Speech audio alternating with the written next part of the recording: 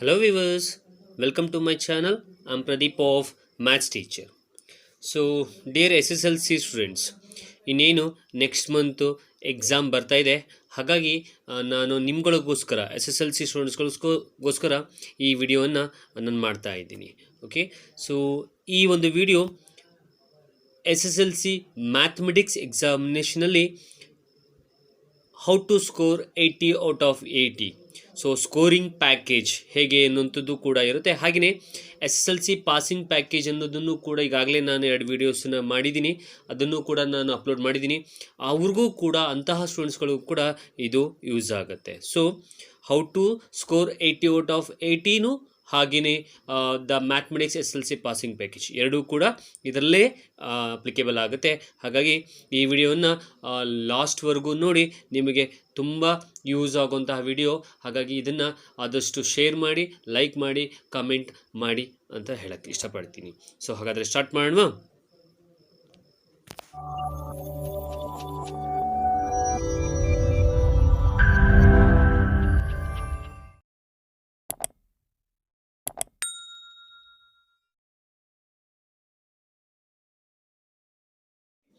Now we'll come to the point. Now ನಾನು ಈಗ 1 marks important topics and the question, most expected questions ಬಗ್ಗೆ ಹೇಳ್ತೀನಿ. Okay, the first one 1 ಮಾರ್ಕ್ಸ್ಗೆ ಬರ್ಬೋದು. State Thales theorem or what is the other name of a Thales theorem ಕೇಳ್ಬೋದು.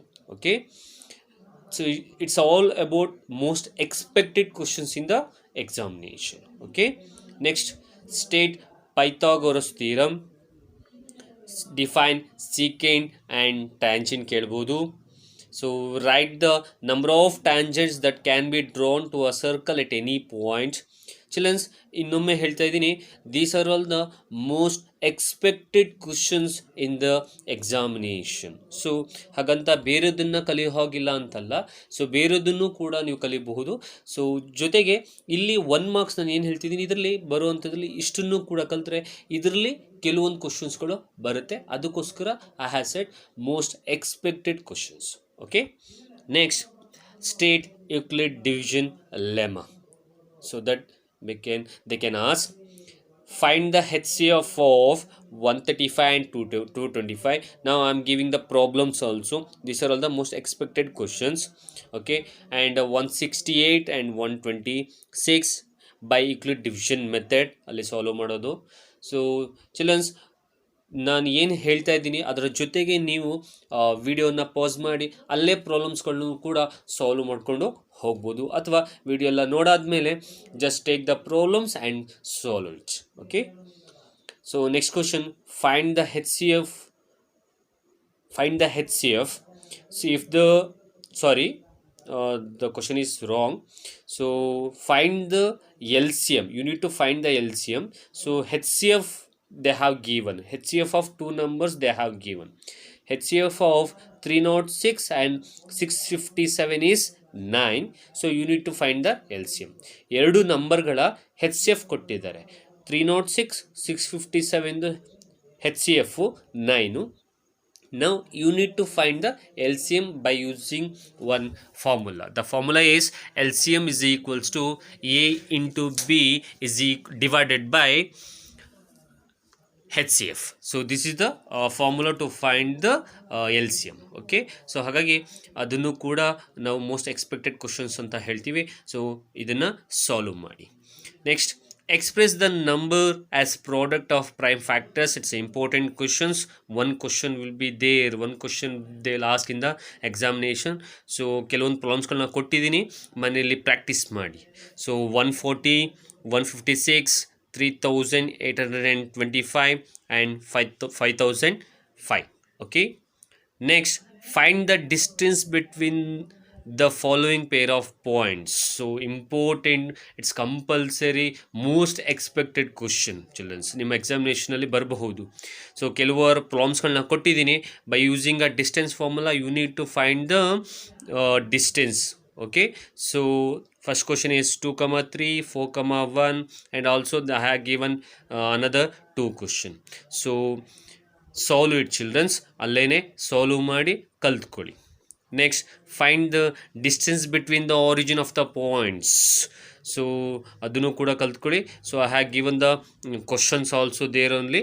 So ಪ್ರಾಬ್ಲಮ್ಸ್ಗಳನ್ನ solve ಮಾಡಿ.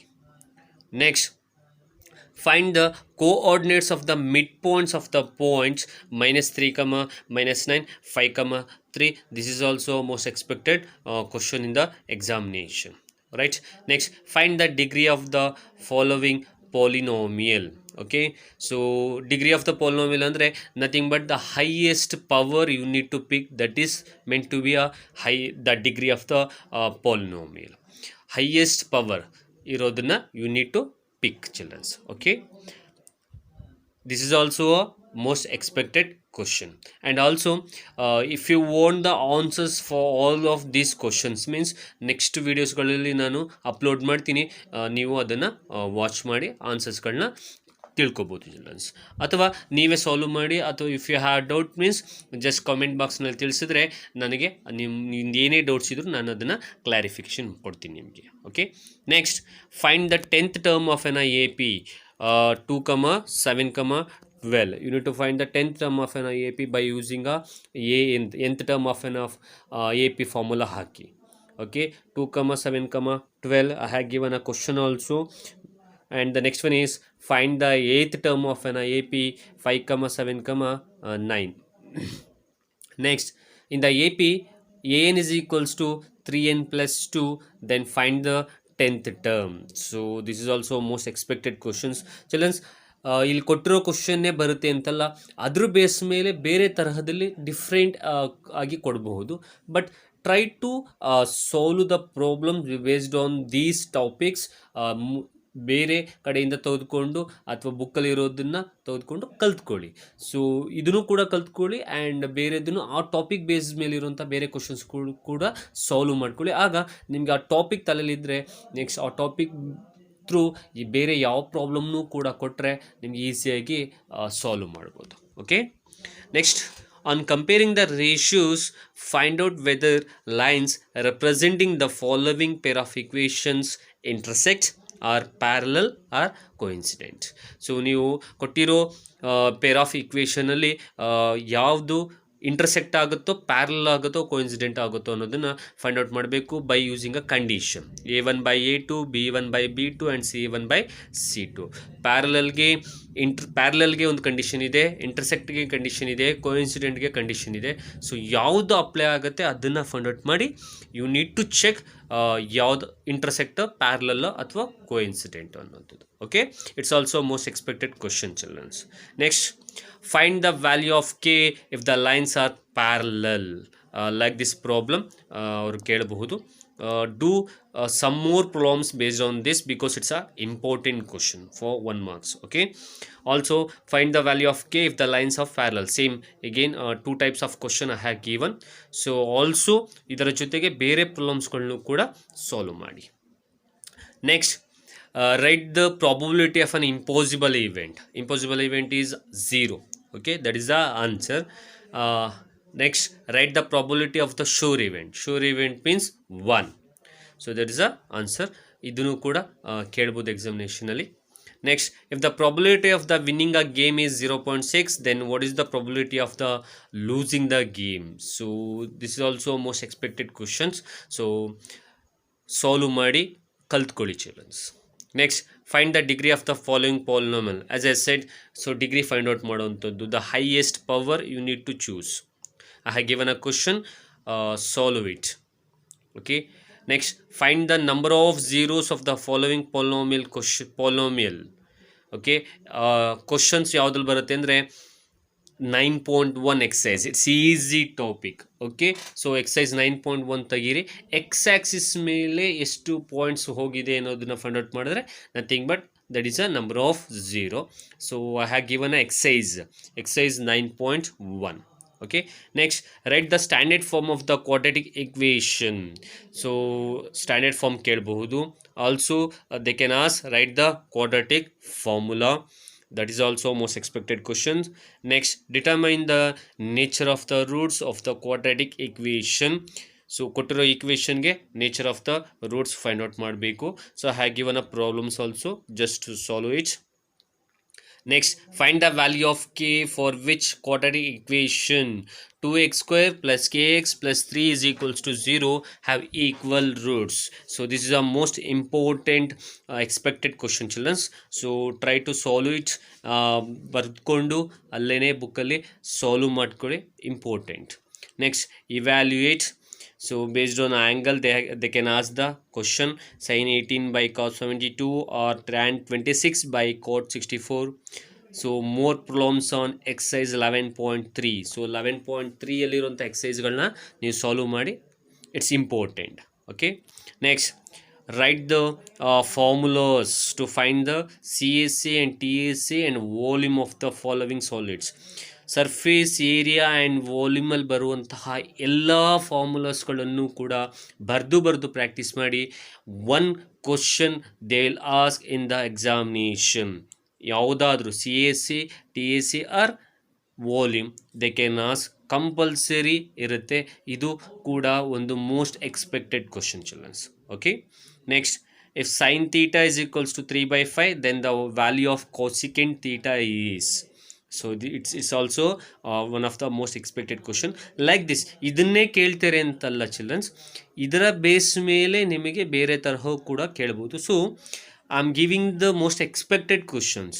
So ಇದ್ರ ಬೇಸ್ ಮೇಲೆ ಬೇರೆ ಕಡೆ ಇರುವಂತಹ ಅಥವಾ ನಿಮ್ಮ ಟೀಚರ್ ಮಾಡಿಸಿರುವಂತಹ ಪ್ರಾಬ್ಲಮ್ಸ್ಗಳನ್ನ ಪ್ರಾಕ್ಟೀಸ್ ಮಾಡ್ಕೊಂಡು ಹೋಗಿ, ಅಲ್ಲಿಗೆ ನಿಮ್ಮ 1 ಮಾರ್ಕ್ಸಿನ 8 ಕ್ವಶನ್ನ you can easily attend. Okay, and the last one is explain why 7 into 11 into 13 plus 13 is a composite number. Okay, so these are all the 1 mark important topics and most expected questions. So ನಾನು ಹೇಳಿರುವಂತಹ questions most expected questions. Again I am saying the same thing. ಕೊಟ್ಟಿರುವಂಥದ್ದು most expected questions ಇದೇ ಬರ್ಬೋದು, but ಅದು ಬಿಟ್ಟು ಬೇರೆದು ಕೂಡ ಬರ್ಬೋದು. So that means you need to learn the whatever I have given.